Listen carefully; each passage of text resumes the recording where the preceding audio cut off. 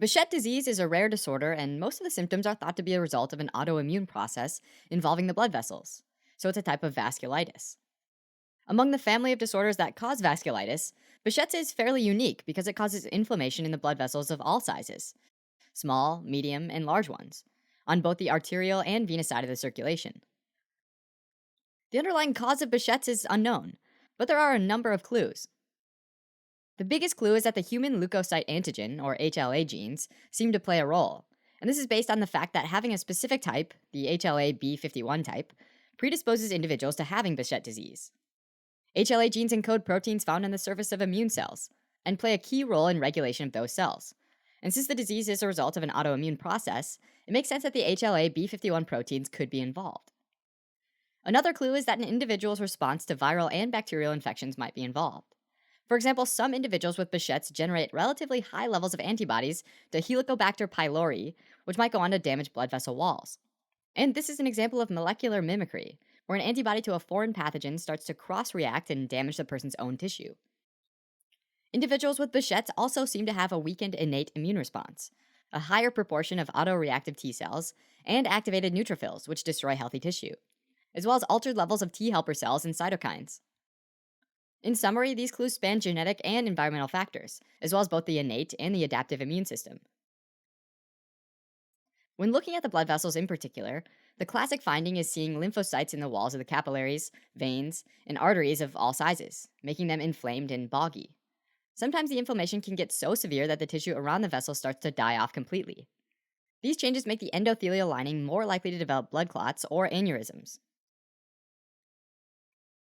Since the inflammation is happening in blood vessels of all sizes throughout the body, people with Behçet's can develop a wide range of symptoms.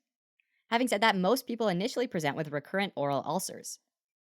Relative to aphthous ulcers, the oral ulcers of Behçet's disease can be larger, more painful, and take a few weeks to heal, sometimes recurring before a previous round of ulcers is resolved, which means that they can be almost continuously present.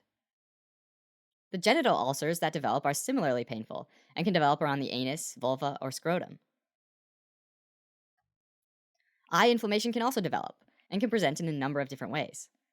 One is anterior uveitis, which causes a painful decrease in vision, redness of the conjunctiva, and hypopyon, which is also known as sterile pus, because inflammatory cells enter the anterior chamber of the eye even though there's no infection present.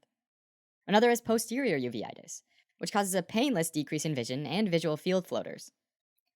On rare occasions, there can also be other types of eye inflammation, including involvement of the optic nerve itself.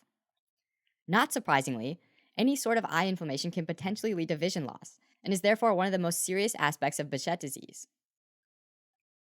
Some people can also develop skin conditions, like folliculitis or erythema nodosum, an inflammation of the fat cells underneath the skin. As Behçet disease develops, it can vary quite a bit between individuals since it can affect every organ system. Some individuals might have joint stiffness and abdominal pain, while others develop meningitis and kidney disease.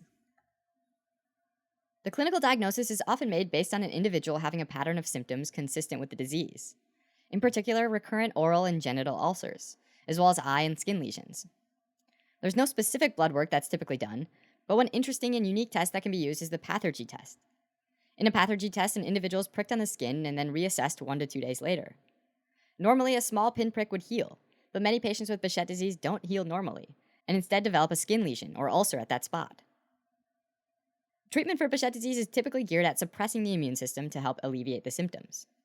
That includes the use of medications like corticosteroids, biologic agents that block the effect of tumor necrosis factor, and even intravenous immunoglobulin, which can alter the immune system's activity.